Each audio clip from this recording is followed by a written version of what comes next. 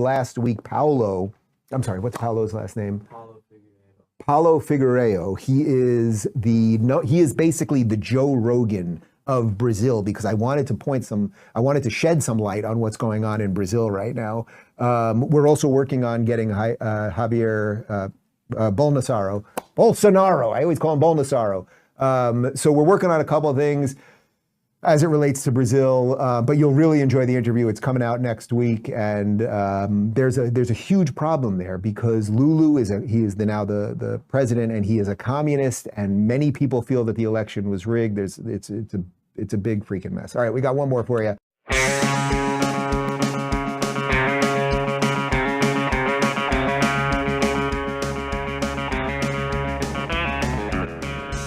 Welcome, folks, to Left Reckoning 169, where we say Lulu Livre. I'm joined as always by my good friend Matt Black. How you doing, brother? Lulu Livre to you, David. The horrible dictator Lulu continues his reign, and we support it here. I'm seeing Lulu everywhere these days, actually. We are going to be joined in just a little bit by our good buddy, Paul Prescod. You know Paul from places like Jacobin Magazine, from places like the Jacobin Show, one of our favorites, RIP, and also from Damage Magazine, where he has a really great piece on institutional racism. Always a great pleasure to speak with Paul. So you want to make sure that you stay tuned for that. And then we have some wild news out of the state of Texas. I mean, it's pretty rare on the show that we don't have something absolutely ridiculous and horrifying. When David told me about the angle of attack we now have against charter schools, I almost squealed. It's the juiciest over the plate, off speed pitch like Sammy Sosa ever saw in 1996. It is a true tremendous gift. So we'll be getting into all of that in just a little bit. But before we get there, I want to talk a little bit about love. As people know, I'm recently married, so love is on the mind. But I want to talk about something serious for a second, because while I know it's sometimes seem a little bit old-fashioned, and these kind of anxieties around technology and capitalism and our relationships, this is something that is very, very worrying. Because as we see more and more aspects of our life become commodified, become data, become things for other people to observe and control, it has significant consequences for the rest of us out here in society. And this video here, I think people were rightfully dogging on, but it really does highlight, I think, some of the nastiest and most dangerous kind of new conceptions of love relationships, particularly the commodification and the over technological view of love. Let's play this for a second. This is from the CEO of Bumble. And, I will admit I have not been on these platforms. So please, Matt, fill me in anywhere. I don't know if you've been on these platforms either. Fill me in anywhere. I have been on Bumble, actually. Yeah. I believe that's the one where you have the women message first, but maybe that was, back a while back. I'm not sure how recent policy is. No, and that is exactly right. And the whole thing is to promote kind of like a very specific view of relationships. Of course, right? Not something that's happening, I don't know, in a social sphere, in a cultural sphere, but something that is a for-profit business. This for-profit business is now very interested in utilizing certain new technologies, ones that Matt and I love to talk about this program, namely artificial intelligence, to heavily involve themselves in how folks interact with each other. Let's introduce this really quick. And how much is AI going to help or hurt that? Because, you and I talked about last year, AI might be able to help teach you how to flirt, help you write that opening message. On the other hand, you've got people falling in love with bots and bots posing as real people. Yes. This is getting really terrifying. Yes, it's a little freaky, but that's a fad. I mean, listen, I'm sure there are people out there that might form friendships with some form of AI, and that's fine. But our focus with AI is to help create more healthy and equitable relationships. And that also starts with yourself. How can we actually teach you how to date? How can we help you show up in a better way? So give me an example. Okay, so for example, you could in the near future be talking to your AI dating concierge, and you could share your insecurities. I just came out of a breakup. I have commitment issues. And it could help you train yourself into a better way of thinking about yourself. And then it could give you productive tips for communicating with other people. If you want to get really out there, there is a world where your dating concierge could go and date for you with other dating concierge. No, truly. And then you don't have to talk to 600 people. It will go scan all of San Francisco for you and say, these are the 3 people you really ought to meet. And so, that's the power of AI. So just want to note, thank God that even in that crowd, that suggestion was treated as the laughable one that it is. Yeah. But yeah, Matt, I mean, I'm curious. I know, I'm curious if you have any thoughts here before I dive in. I mean, a few things off the topic. First of all, after every mass shooting in this country known for them, we hear politicians be like, yeah, they've got to do this mental health stuff. But apparently it's also useful as just something you can point to that a computer chip's going to solve through your product that you just happen to sell. Yeah, that's what people need is to the extent like you're going through a breakup and have certain things you need to work through. You don't need an AI being like, well, here's how your damage matches up according to our algorithm. That's not gonna be it at all. Your dating concierge, just like again, like, and we see this in every. Like I remember, like the long questionnaires filled out for like OkCupid and stuff like that, and it's like ultimately none of those relationships ever stuck. I know plenty of people do have relationships like that, but I think what my experience is with people that have relationships that start on these kind of apps, you have a sense that they worked out in spite of the app. Like you could have met anywhere, you could have met some other through some other circumstance through friends, and it would have been the exact same way. But that isn't really like a value proposition to investors or like tech companies or something like that. No, and I think that's 100% correct, Matt, right? It's not that it's impossible for anyone to ever find love, just like it's possible, for example, for you to find love at work, right? A place that is, tremendously dictatorial. So it's not saying, oh, there's a right or is a correct or an incorrect way to find somebody. In fact, it's these kind of mentalities that we're seeing from the Silicon Valley class that wants to have a lot of influence over how you date, how you interact with people, who are saying that there is correct and incorrect ways to meet. Yep. Where you really see this ideology get really toxic and dangerous is one, this kind of over marketization of the self. And in this way, in a kind of very intimate and very basic human level, on the level of like romance and intimacy, where, what do these kind of apps, what do these kind of systems try to encourage you to do? Well, they encourage you to present yourself almost like a product that you are advertising to a large group of potential buyers.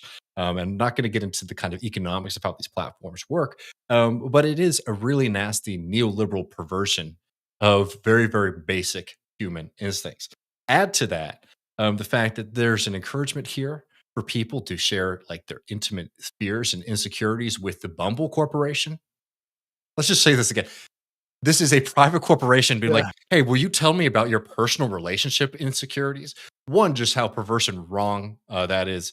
Let's also not forget that, data security is something that we have seen these kind of companies fail time and time again. Let's not forget the most probably famous and consequential for folks one being Ashley Madison, a site where people could cheat on their wives, where there was a massive data breach that led to people, to committing suicide. I mean, seriously, life and death kind of consequences with this kind of thing. And the last thing too is this is like this is where I might get a little philosophical for folks, but as a romantic, as somebody who does like philosophy, I've always been struck by the work of Alain Badiou, who I think is probably one of the best Marxist philosophers on the question of love ever. And he's been writing about this before we had this kind of perverted thing of like AI concierge dating. So you don't have to go through the hassle of maybe having a conversation that doesn't go well. Or pursuing a love. Yeah, sorry. That's the process of getting yourself into like shape of like building a personality is like those fits and starts of like, oh, that wasn't a great date. What did I do wrong there? Like you cannot protect yourself from life. 100%. And do you know who else isn't interested in protecting you, your kind of immortal soul? The bosses. So why is there this kind of worry about like the dangerous and nasty parts of love, right? Well, it's because love is something that is incredibly interrupting to one thing that capitalists care a lot about, your productivity. And man, falling in love can cause a lot of problems to how productive you are at work. And hell, falling out of love can cause a lot of problems for how you are, how productive you are at work. And the real irony, as like Alan Badu in his work in Praise of Love sort of lays out, just talking about these dating apps in general, is that we are at a moment where it's probably easier than ever before to meet people, right? In the sense of like I can go on my cell phone and try to find some level of communication with other folks. And yet people feel more alienated and isolated than ever. And it's because one, the social space has been completely commodified, has been completely limited by capital. And two, all of these avenues that we have for human connection are in themselves just products. And either you are the one creating the data, the interaction for these companies. None of these things are about setting up like actual human experiences. But they're also, because they are products, they set up these kind of guardrails. This is Bumble's whole thing. This is a lot of these apps' whole thing. It's like, what if you could fall in love without dangerous aspects, the tedious aspects? Hell, spending a lot of time looking for a partner or going on bad dates. Well, we don't have to do that. We can just sort of chat at home. Nobody has to go out and have these kind of things. Effectively, these companies are trying to sell us love without the fall. What that means is like falling in love is something that is incredibly violent. And I use this in the more poetic form, right? It's violent in the sense that it interrupts your life. It interrupts everything about your life. And that's something that these folks do not see. The thing Well, of like Dave, poetry. sorry, you were just cutting out for a split second there. I'm not sure what was going on. Is it better now? Better now, yep. The thing of poetry, of art, of music, of literature, is this kind of violent falling in love. And it's something that all of these companies are trying to rob from us. So, it's funny when it's AI, right? Because it's just so ludicrous to say, hey, we're actually going to outsource everything about your life to a computer program. But don't forget that it's all of these guardrails that they're trying to put on you and all these limitations to the human experience.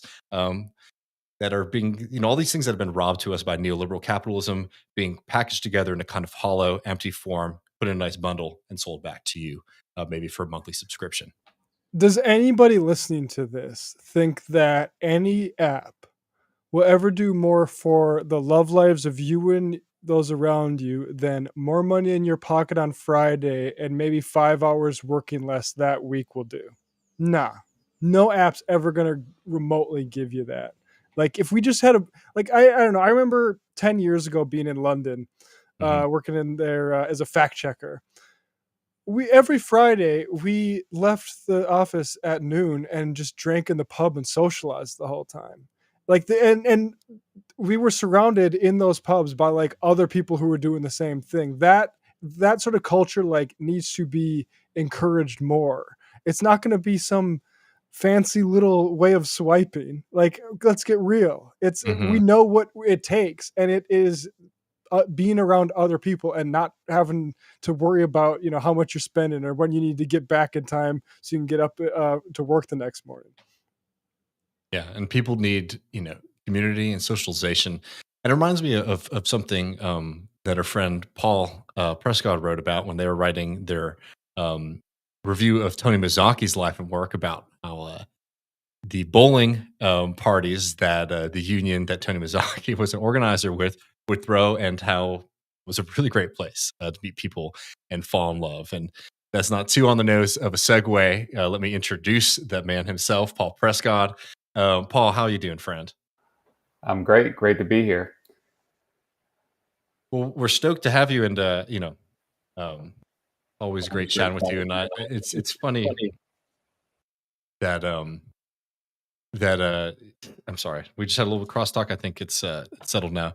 But anyways, we're not going to talk about love. We're not going to talk about all this kind of stuff. We're going to talk about cold, hard systems here. Paul, people know Paul from the Jacobin Show, from Jacobin Magazine, as well as Damage, and their work with TDU, Teamsters for a Democratic Union. We're going to be talking about this piece that Paul wrote in the second issue of Damage Magazine, called "Going Beyond the Politics of Institutional Racism." Maybe to kick us off a little bit, Paul, do you think you could help us understand what it is exactly that people that you're critiquing here mean by institutional racism? Because it's one of those terms that I think most people sort of use as shorthand for a bad thing. What's the difference between institutional racism and, let's say, just old-fashioned, old school racism? Yeah. I think maybe the way to answer this is to kind of go into how I came across the term institutional racism. So, I kind of got involved in politics and the left in 2010, and I think I came across this term sometime in the 2010s. And at first, I think it kind of satisfied a need I was looking for. Is like, how can we explain racial, inequality in society today that goes beyond just like an individual saying a racial slur? Um, and that's kind of what attracted me to it. And I think that's what kind of attracts some people to it. So I think the idea, and I'll go into this more. I think when the term was first coined, there was a better idea behind it. And I think what's happened over time, it's kind of morphed into something else. It's become more and more meaningless. But I think the best version of the term is describing racial inequality beyond individual acts of racism, beyond individual prejudice. How do the institutions in our society kind of reproduce racial inequality? So that's, I think, the good version of the term. But kind of what I argue in the piece is like, even at the beginning, it had its limits, the way it was conceptualized, and I think today it's kind of become something totally different than what it was supposed to be originally. Yeah, I mean, it's always interesting to see how much slippage there is on a lot of terms from this kind of very truly radical time to today. Um, well, maybe to start getting us into it a little bit, um, the difference between so institutional racism is supposedly something that is sort of, yeah, as you were saying, like reproducing a kind of racist structure in society. But how does that sort of how would that sort of operate functionally in a kind of day-to-day basis? Like, what are the kind of things that we might look at and point at and say are institutional racist? Because today, this is something that the right, always loves to sort of meme the left, saying, "Oh, the left thinks everything is racist." Because and you could come up with some comical examples of people on Twitter who will say, this kind of thing is racist or that kind of thing is racist. Um, could you talk a little bit about that?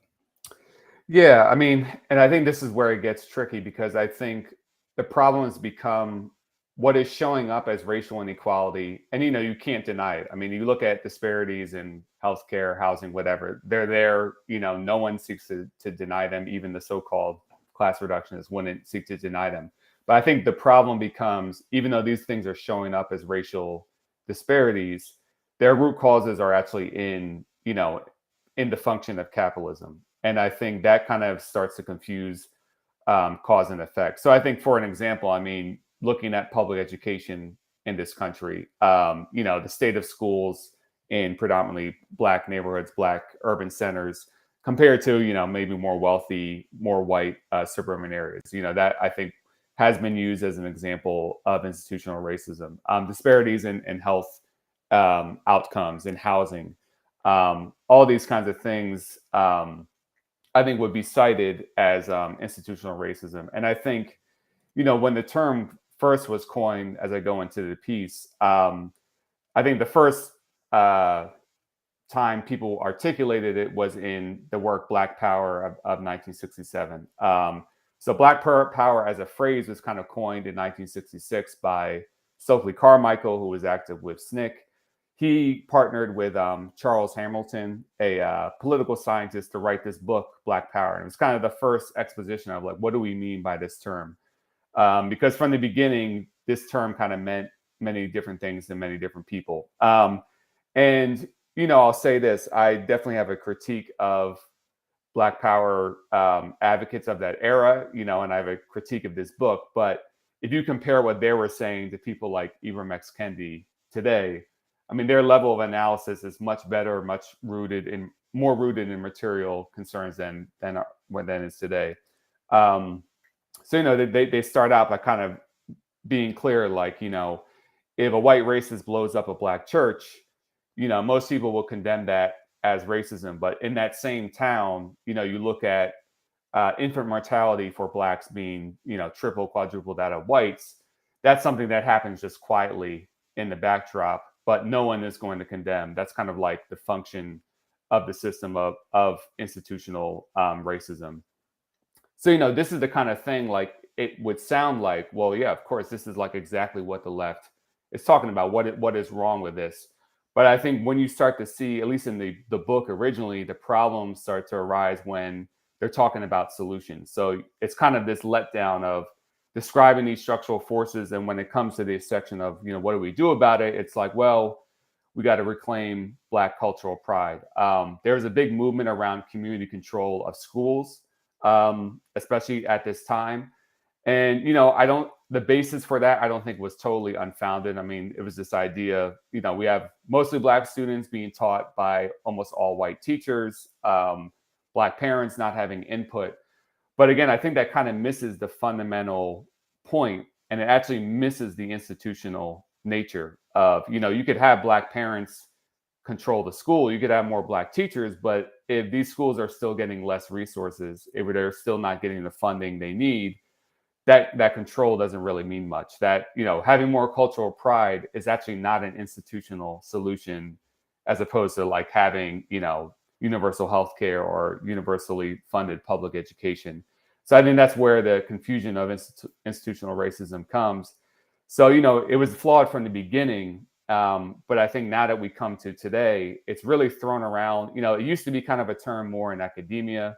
Now it's kind of just thrown around, like, you could listen to daytime radio, The View. They probably say it all the time on The View. It's kind of just thrown out there, and it's, I think, now a shorthand for disparities. And again, the disparities are real, but I think you can miss the cause of the disparities if you're only looking at as racial disparities.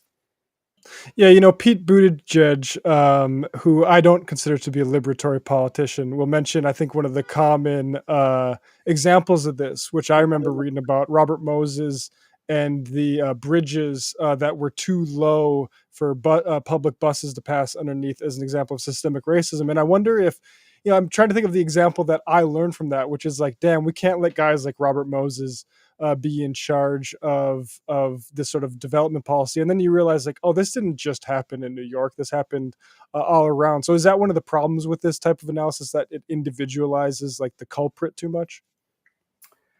Yeah, and I think, ironically, especially these days, it does, because, I mean, what is the focus? I mean, people like Ibram X. Kendi, Robin DiAngelo, I mean, those are like the worst offenders, but these kinds of people will use institutional racism as a phrase all day long.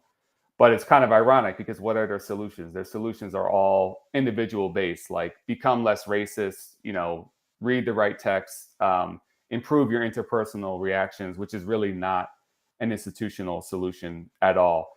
And again, it's tricky, because even though something shows up as a racial disparity, there are other factors which I really think are more of like a political economic cause of these disparities. I think a great example is looking post 1960s, what is happening in urban Black communities. Again, you see an acceleration of disparities, but what is happening? You have the mechanization of agriculture in the South driving, Black Southerners to move to these northern cities right at the same time, where in these northern cities, you have automation, you have the movement of jobs to the suburbs and to the South and overseas, you have the destruction of unions. So, that is not necessarily racism causing all of that. I mean, these are larger political economic features.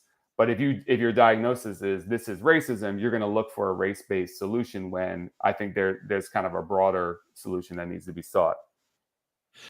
Yeah, I mean, I think this sort of gets to the heart here, is that the framework of institutional racism, it's sort of, again, like, it points to existing things that are happening in society, actual disparities between folks. But again, instead of pointing to like the concrete reality as to why that's happening, it becomes, well, there's a racism problem, which again, it becomes kind of moral. And in fact, the way a lot of the people talk about it today, Kendies, the D'Angelos, like a spiritual problem that sort of needs to be met with like repentance instead of like an actual like material solution to the disparity in American society.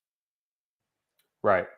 And there's no better way to test this out than when a real life movement emerges. And for me, the real tell became with both Bernie Sanders campaigns. The people that would use this kind of rhetoric, and to be clear, I'm not saying the average Black voter. I pretty much try to say this on every podcast I go into because it's just worth remembering. But remember, in 2020, Bernie Sanders did second best among Black voters to Joe Biden. And if you look at Black voters 35 and under, Bernie Sanders was first. So not really the average Black voter, but again, these kind of like certain pundit figures, certain academia figures who utilize this rhetoric. I mean, here you are confronted with a movement, the Bernie Sanders movement.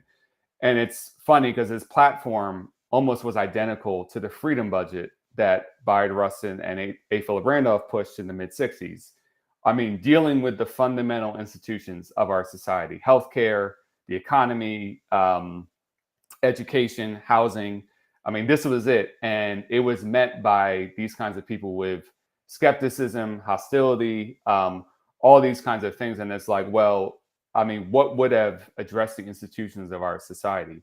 So I think that was a big tell that it's really not about that. And it's, now when this rhetoric is utilized, I don't think people are really looking at taking an institutional approach. And I say in the piece, I mean, it's like I'm no big fan of police, but if you're going to look at like a decrease in a police budget in some city somewhere, and think that's like doing more to attack institutional racism than universal health care, you're just wrong. So that was the real tell that I don't think the people pushing this are actually interested or aware of like what a real institutional approach would be. I'm curious what you think about this, Paul, because I think sometimes our audience on this program tends to be a bit younger, and they should, and if they haven't, but they might not be, for example, familiar with like Adolph Reed's work, and sort of recognizing that like one of the struggles in America has been you have this like very radical, revolutionary, in fact, civil rights movement in this country. And then you have a period where you actually do have this development of like a Black political class that starts to run cities, that starts to run some of these institutions. And unfortunately, did not necessarily lead, to the kind of like, emancipatory politics that, folks might have hoped that like, in fact, there are some things that are baked into the system of American capitalism and American government that seem to prefer the maintenance of a certain kind of underclass and underprivileged group of people. Right. And it really is interesting looking into the debates of the time. Once this Black political class grows in the mid and late 60s and beyond in the 70s, as I've looked at it more, I've actually found myself having much more sympathy and alignment with that first wave of Black political class, even more than the so-called Black radicals and nationalists. Because a big debate that played out was, again, this idea of local and community control. Black nationalists pushing that. And, the last piece I wrote, or a few pieces ago, was about the Gary National Convention, which was like a Black political convention in 1972, where it was basically every strand of Black ideologies in a room in a convention. But a debate that played out was this idea of local control. And a lot of these first Black mayors in major cities was like, look, what is local control going to get us? Because even as the mayor of Cleveland or the mayor of Gary, Indiana, I actually have no control over these major things because the actual resources are at the federal level, or like the major corporations hold the power. So if we limit our scope to local control, we're actually not going to be able to address any of these issues. We need to go to the federal level. And many of that first wave, they kind of they would be a dream to have today, let's just say that, in terms of their social democratic politics. But it's also really interesting too. Again, you kind of have this test case because in the mid 60s, like I said, Black Power, the term is coined in 1966. Carmichael and Hamilton write this book in 1967. And it's interesting because these Black Power radicals, they actually agreed with the Black Social Democrats like Randolph, Rustin, and King on this point. They both agreed that, like, we passed all the civil rights legislation, but if you are a working class Black person in the urban North, this legislation is kind of meaningless. Segregation already was not law. So they both agreed on that. But the question was, how do we address that? And right at the same time as you had was kind of identical to the Bernie platform: universal health care, full employment, universal housing. That was their idea of, like, this is actually how we get out of this situation. And those are kind of where the paths diverged in the mid 60s. It really is sort of fascinating doing American history and seeing that, like, the fight over kind of small scale local politics versus people demanding mass politics is sort of like, that's like from the get go. And certainly hasn't gone away today. Right. Um, So I mean, look. So we have this kind of issue, I think, both in like the historical record as we're talking about here, and then certainly in how it's like been playing out in American politics in the past few years.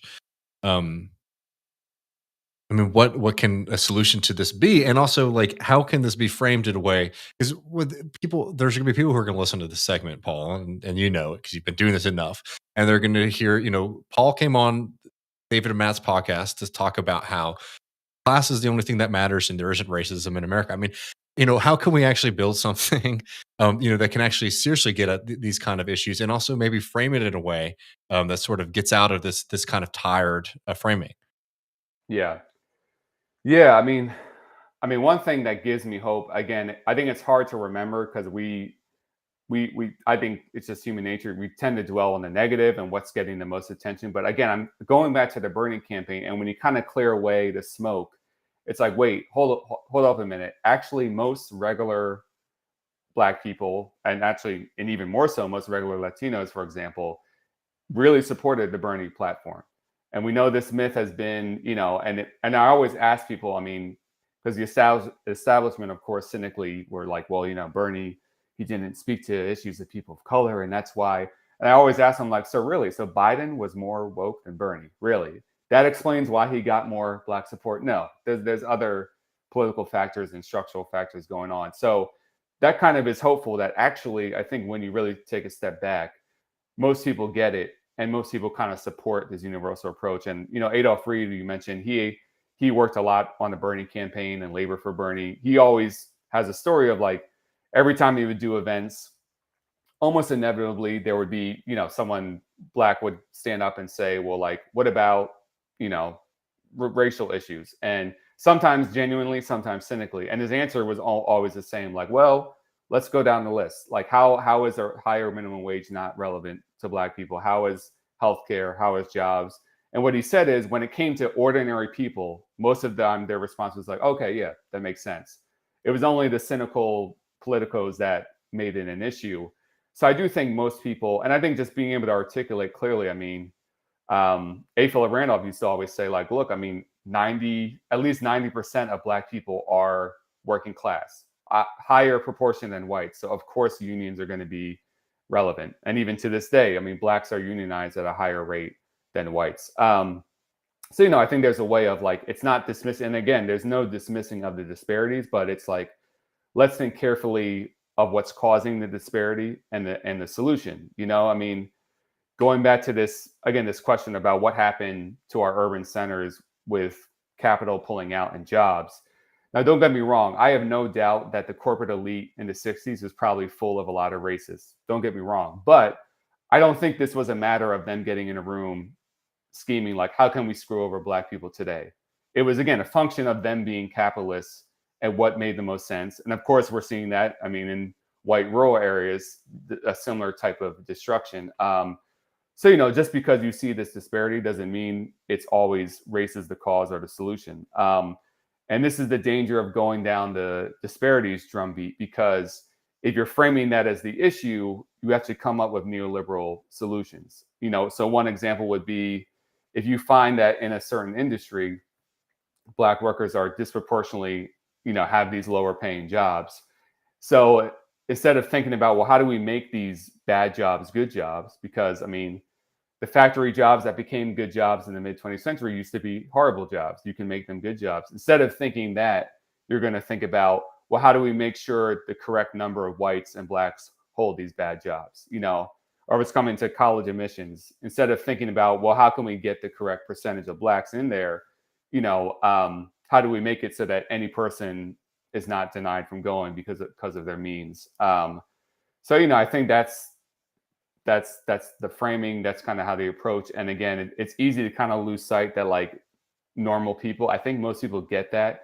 Even if someone might be skeptical initially, I think if you kind of talk rationally about it, most people get it. It's only these sickos in the media and the political class that kind of make it not make sense to people.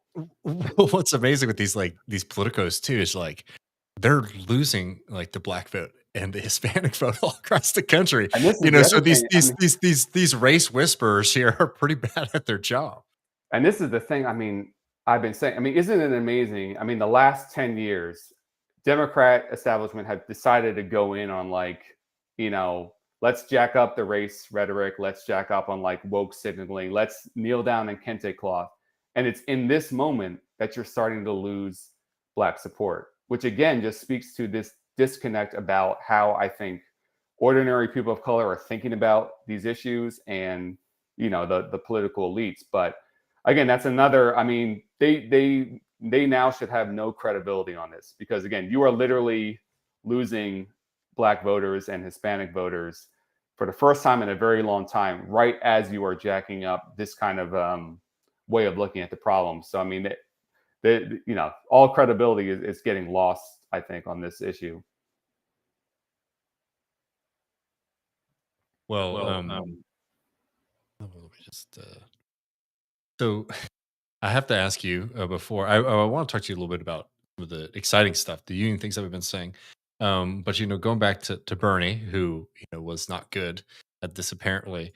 Now we're getting things like this, and friend Bhaskar was tweeting about it, and I was just curious if I could get a little reaction from you on this because Bernie Sanders is going to talk about healthcare in a very specific way that I think is like atypical for Bernie. This is a different version of Bernie, and I think we can all sort of admit we have been seeing a little bit of a different version of Bernie on a lot of factors in the past few months. But here's how I get your reaction here, Paul. When Black, Latino, and Native American patients have access to Black, Latino, and Native American doctors, their health outcomes substantially improve. They are more likely to receive preventative services, they are more satisfied with their care, and they are more likely to live longer and happier lives. According to Sanders, the average. I'm curious, Paul, if you have any kind of thoughts on that kind of line from Bernie, because again, I think it does, sound markedly different. I think than what we were talking about, like Adolph Reed would sort of note that Bernie Sanders would do on the campaign trail when he was running 16 and 20.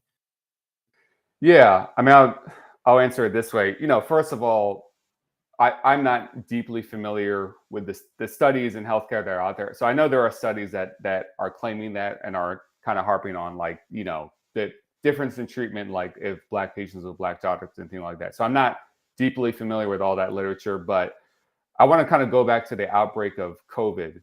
A really interesting and kind of like unsettling thing happened at the beginning of COVID. All these reports were coming out about, Black people, Hispanic people disproportionately getting COVID more.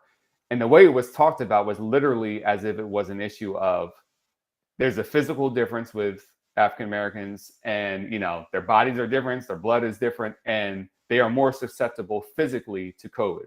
So like, in other words, like literal race science. And this was just kind of coming out there. And I'm like, is anyone seeing what's going on here?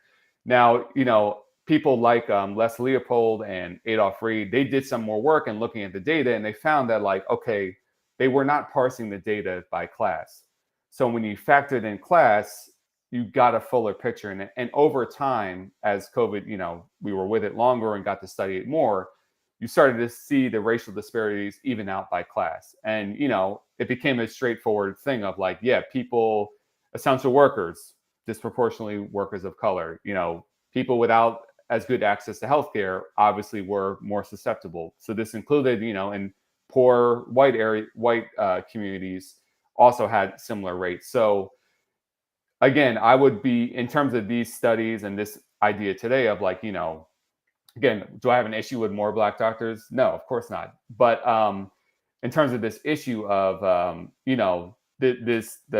the doctor being the determination, the race of the doctor being the determination of the treatment, I would really like to see, are these studies factoring in these issues of like, what kind of medical care are these patients receiving in general? What is their socioeconomic background?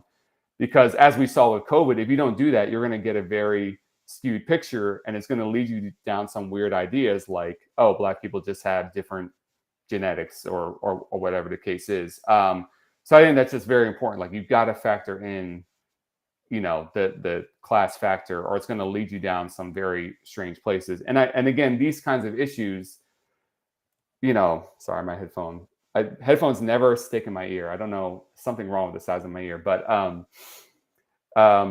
again, as I said, like, if we find that, like, sure, there should not be barriers to Black people being doctors who want to be, or there should not be this disproportionate gap. But I would hate to see that really distract from the fundamental issue of like, do we want to talk about more Black doctors, or do we want to talk about like universal healthcare, which would, again, by far be the thing that would improve healthcare disparities by race, And financing education, like who's victimized disproportionately by the predatory student loan system? It's, Black women typically. Like you address it, but you address these things like Bernie wants to. You do a tax on speculation or whatever, and you pay, and all of a sudden people aren't under this sort of pressure. Right. And I was going to say, I actually remember in 2020, I think it was during a debate, this issue was raised, and Bernie, I think, handled it well, where he was, he said like, yes, we need more Black doctors, but like, guess what is a huge barrier to many Black students being doctors? The high cost of education. And of course, if you're becoming a doctor, that's, an insane cost of education. So something like universal higher education, I'm sure would create way more diverse pool of doctors, because you're going to get more people actually able to do the profession. So again, I think things like this kind of just take our eye off the ball of like, what would actually be the meaningful solution. And, I don't know, maybe it's just people don't believe we'll be able to win the bigger thing. So let's focus on this like more narrow thing. But again, why it concerns me is that it just kind of like distracts from the main issue and the main solution that would actually really address the problem. Yeah, I think 100%. Well, Paul, before we get you out of here, I have to ask our good friend Labor Paul. Difficult things I think going on politically, internationally, as we all know. But like the one silver lining has been just like these big wins for unions across the country, and we'll be watching, as I'm sure most folks will, the results of this expansion now, this like campaign in the South from Sean Fain and the UAW. I'm just curious. Is our optimism well grounded here, Paul, about where we stand? Yeah, I think it is. The UAW stuff is incredible, and it's also such a great proof of concept for people who are dedicated to reforming the labor movement and institutions like the labor notes. This was the whole idea, is like, if you can change leadership, you can take on the corporate class and start winning. Not only are you going to win more for existing union members, but you're going to be able to do new organizing. And the UAW has just proven that right across the board. Their big three stand-up strike showed auto workers what you can get. And remember, Volkswagen, where they won in April, they tried, I think, 3 times in the last decade before to organize Volkswagen and failed.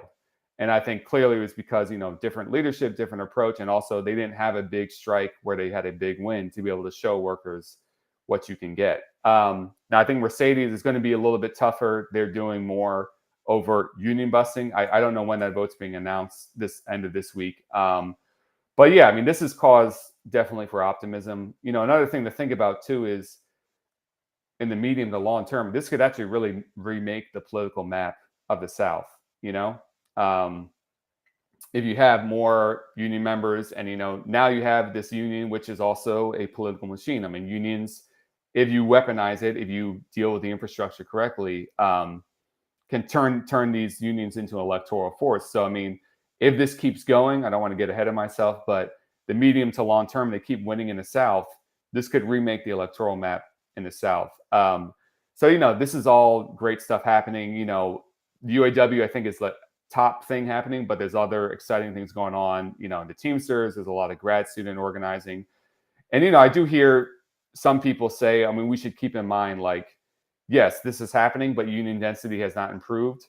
This is true, but also it's like, I don't think we should have ever expected, like, oh, the UAW will strike once, or there'll be some strikes, and all of a sudden that same year, we're going to see a 10% spike in union density. Like, that was never realistic to expect. We're seeing what I hope is the beginning of a wave that could lead to that. So yes, it's true right now, union density still has not moved, but I think it's still early. But UAW is showing the way, and they're showing that there is a hunger out there for unions. I could also say, within the Teamsters, there are leaders saying that, 10 years ago, we were desperate for leads. Now we can't even keep up with people reaching out to us wanting to organize a union.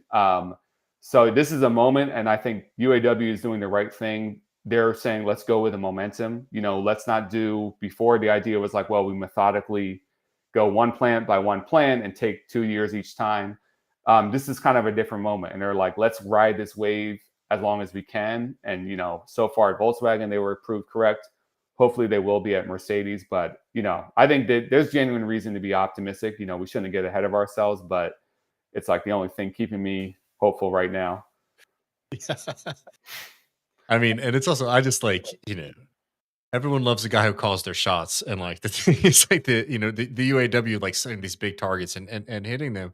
I have to say is like one of the more inspiring things that we've seen in a long while. And look, I totally think I don't want to get too ahead of ourselves, but the Southern strategy. You think about how vacant the Democratic Party is in states like Alabama and states like Texas, frankly, how weak those apparatuses are. If you can actually create a kind of political coalition around, a mobilized labor movement, a growing labor movement, boy, I mean, you could really start moving some things very, very quickly. Because it becomes very clear when Kay Ivey and the rest of these folks are all lining up against this union, lining up against all these working people, that the Republican Party has no interest in everyday folks. And, even, I mean, bringing it back to this conversation of institutional racism, our industrial workforce looks so different today than it did. I mean, if you just look at videos from the picket lines of the Big Three strike and the videos coming out from the UAW organizing these new plants, again, you're going to see like heavily Black workforce, the Southern auto workforce. Again, it's not the 1950s anymore. So, I mean, inherently built into this is, economic empowerment for Black workers, which again, hopefully can translate into political power. So to me, this is also just fundamental to that project. Well, and the UAW actually does have a long, I also wrote about this, like they have a long, rich history of civil rights activism and improving, the economic condition of auto workers. So they really have this potential to kind of remake the South if they can keep this going. Well, from your lips to God's ears, Paul. It's always such an honor and pleasure to speak with you, friend. I mean, people should definitely be subscribing to Damage Magazine to read your piece. Also, really great pieces from Dustin Costella. Ben Fong has a really cool piece about Oddfellows. A lot of really great. Matt Huber. I don't know. I love everyone in Damage is great. I'm not going to read the entire list of this issue, but really people should be subscribing to Damage Magazine. Anything else, Paul, that you wanted to mention or plug to folks before we let you go? Yeah, I'm at Jacobin, still writing there. But yeah, I would just say like let's pray for the UAW this week. That's my main hope this week. Well, hell yeah, friend. Well, hope to talk to you soon. All right, thanks. Thanks, Paul. That was great. And seriously, people should read the piece. It's really excellent, and obviously keep up with everything going on at Jacobin Magazine. We're actually talking a little bit about the and Damage, which that piece is in. Of course, how correct can I you. forget? We're going to be talking a little bit about the UAW in just a little bit in the post game. Patreon.com/Left Reckoning. Get access to that, along with some other fun stuff. Some surprise I forgot to mention to you, Matt. So we're going to have a lot going on there. But before we get over there, we got to talk about this Texas story, Matt, because it really is something. I have a pretty thick skin when it comes to Texas politics, and don't get me wrong, I'm mad as hell, but I just know that these guys are going to take every single opportunity to do the nastiest and most damaging thing for everyday Texans here.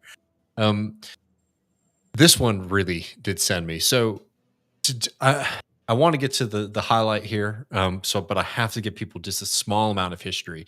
I know everyone who's been a dedicated left reckoner will know this history, but maybe if you're just seeing this video for the first time, Greg Abbott and the Republican Party, well, parts of the Republican Party, the big donors in the Republican Party, have been trying to push a school privatization scheme on Texas. Something that has been massively unpopular with Texans, even Republican voters in this state, particularly with rural Republicans, because the schools end up being very important parts of the community, very important parts of the economy, socially. We all know Friday Night Lights. We all know high school football here in Texas. Big damn deal. And people love their schools, right?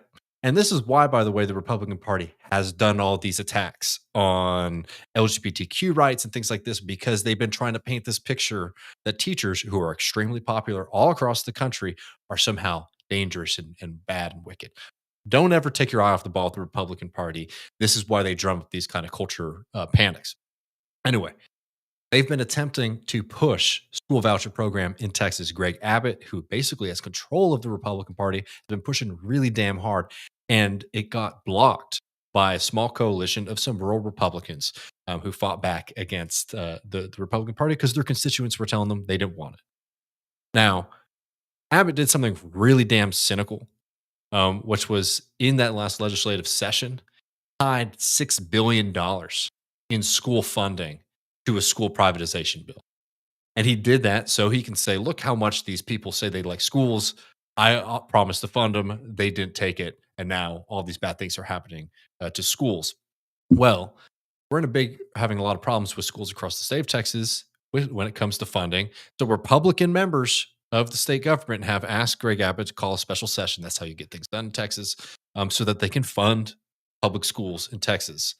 Greg Abbott released this letter on Twitter this just yesterday. Texas House Democrats joined a handful of Republicans to kill our education package last year. It had $6 billion for school funding, including teacher pay raises and school safety. Blah, blah, blah. Basically holding this money and saying, no, we won't do a special session. So we're not going to fund the schools. All the bad things that are happening to schools, all the bad things that are happening to our children here in the state of Texas. That's their fault. Now, let's just note two quick things here. One, there's no reason to tie school funding to Greg Abbott's fetish for school privatization. And we'll get into why that's a big problem in just a second. Two, Texas, for people who don't know, a lot of Texans don't know this, has a $30 billion budget surplus, meaning they've been taking money out of your pocket. They've been taxing money out of Texans' pockets. And it's just sitting there while kids are being told that programs are being shut down for them, schools are having to do layoffs, all this kind of stuff. Well, there's money just sitting right here in Austin. There's plenty of money to go around for schools in Texas.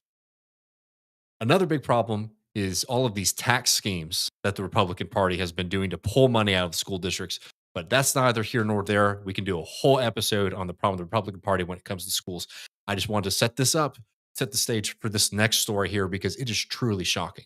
So again, Greg Abbott's been doing all this to push school privatization in the state of Texas.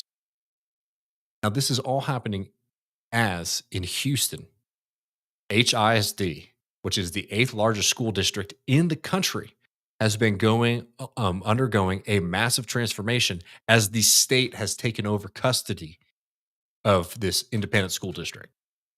Now, they took over the HISD, citing a bad performance from some of these schools, and they put in this guy named Mike Miles. Mike Miles was up in Dallas for a while, but before that, Matt, do you think this is somebody who spent a long time as a public school teacher and sort of worked their way up the ranks? Oh, Mikey Miles? Sounds pretty cool. I don't know. It's a cool name.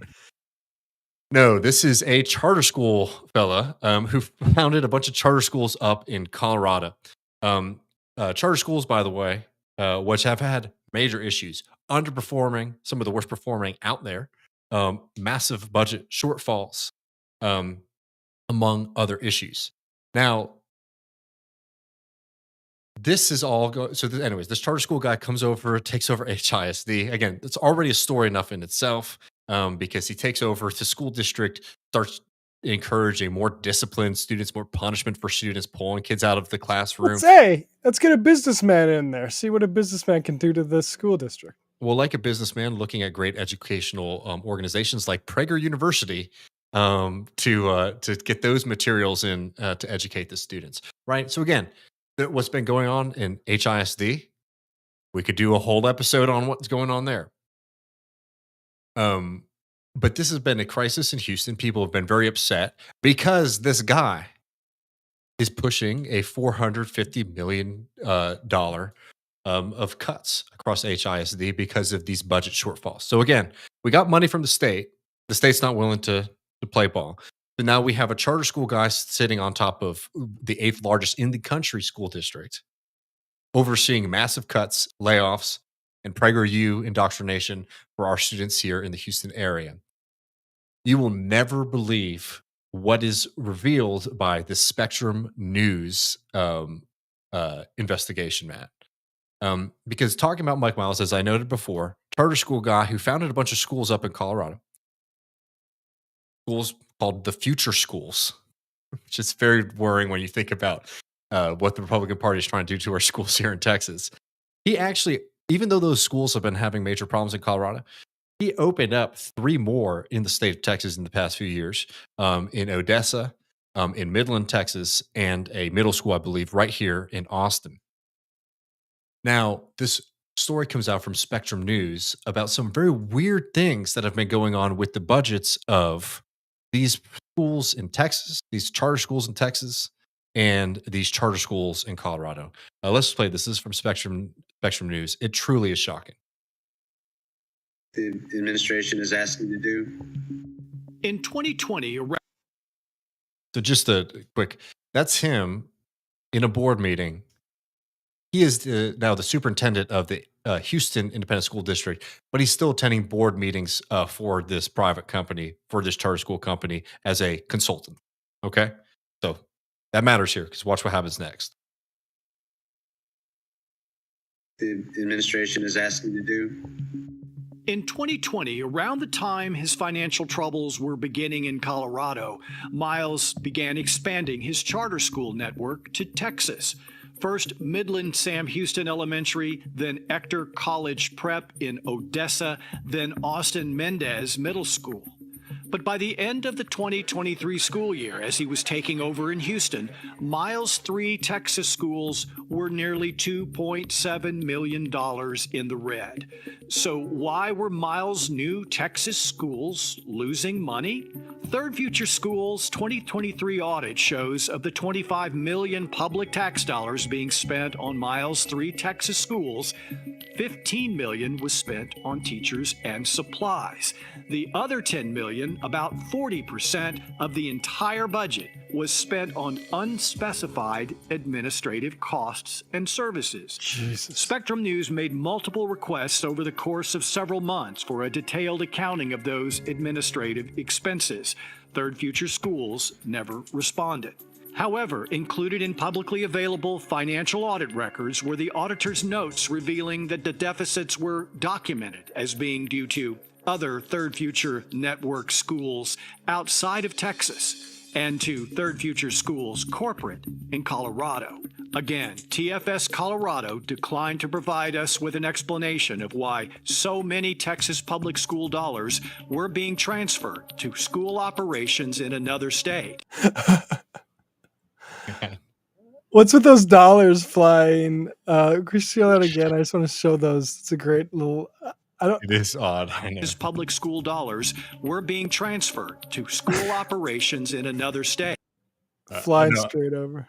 Flying straight over, also odd looking dollars, but I don't want that to overshadow what's revealed there. I mean, so this Spectrum News report, I mean, is making it seem abundantly clear that Miles's charter schools are taking Texas public money and funneling them to these charter schools in Colorado. It is almost too perfect. I mean, is it a metaphor? No. It is almost too perfect of an example why we need to keep these private hands as far away from our public money as possible. I'm sorry. Look, I'm all about helping each other out and looking out for one another, but there is no goddamn reason that the state of Texas should be subsidizing education in Colorado, let alone, hey, it'd be one thing if maybe we were sending some money over to some public schools, let alone to go and fund charter school operations in the state of Colorado.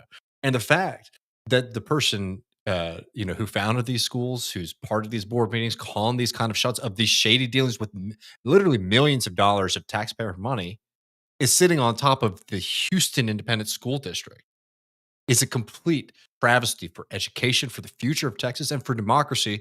Because let's not forget that the only reason he is in that position is not because the people of Houston wanted him to be there. It's because the state Republican Party imposed him on the people of Houston and specifically chose somebody who has a background in bilking money from the public to put into the hands of private operators. Yeah, and this is a good sort of gravestone to put on this era where we act like people who are looking to make a profit are going to innovate the concept of school, which is rather old, I would just suggest. Instead, what they're going to innovate is this sort of thing where we funnel cash around is like criminals. That's the innovation. It's a tremendous innovation, right? Matt found a way to hide things in the budget as $10 million. I mean, Lord help us all.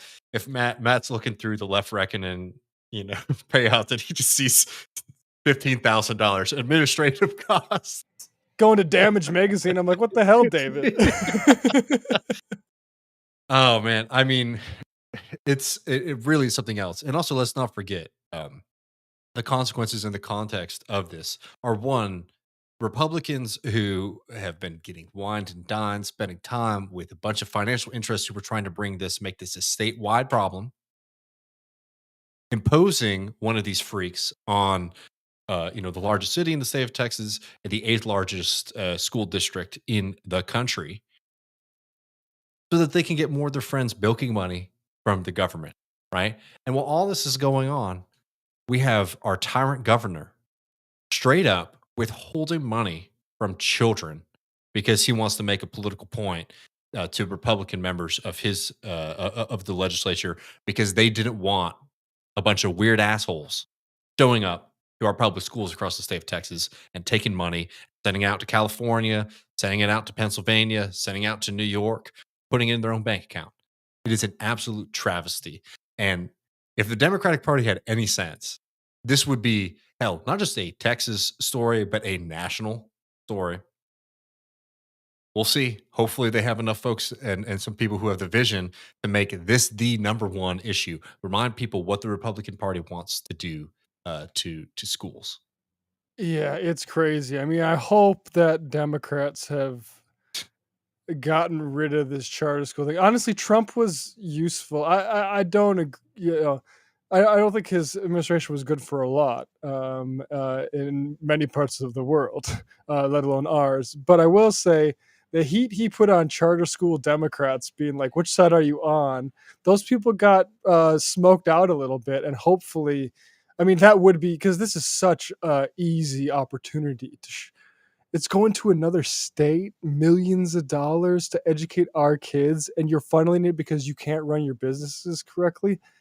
It should, like, we saw like right-wing parents upset about Drake's story time. Like, people should be like throwing rocks through the window, metaphorically speaking, of course. But like, this is an insane, I mean, just offense to everything that a society should hold decent, is like not taking money from kids because your scammer has, different plans for it. Yeah. It's another day in the great state of Texas, unfortunately, though. But we'll keep our eyes on this and keep covering what's going on in Houston, because it is quite shocking and important. And frankly, a pretty worrying example of something that's happening all across the country, which is public goods that belong to all of us getting cut up, chopped up for the benefit of the few. It's the enclosure, folks. It always comes. The enclosure's coming for you.